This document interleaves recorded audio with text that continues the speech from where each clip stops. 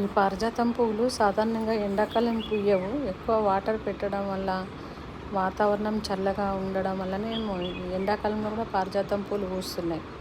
బాగా ఎండలుంటే ఈ పువ్వులు అస్సలు పూయవు. ఓన్లీ శ్రావణ మాసంలోనే ఎక్కువగా పూస్తాయి.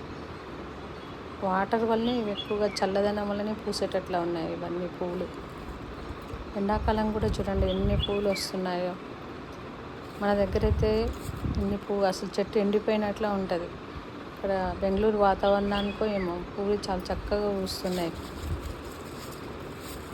మన దగ్గర ఓన్లీ శ్రావణ మాసంలోనే పూస్తాయి ఈ పారిజాతం పూలు. వర్షాకాలం మాత్రమే కనిపిస్తాయి. ఈ ఎండాకాలంలో అయితే చెట్టు ఎండిపోయినట్లు ఉంటుంది. వాతావరణం చల్లగా ఉంటే పూసేటట్లు ఉన్నాయి ఈ పారిజాతం పూలు. ఎప్పుడు పూస్తాయి అనుకుంటా.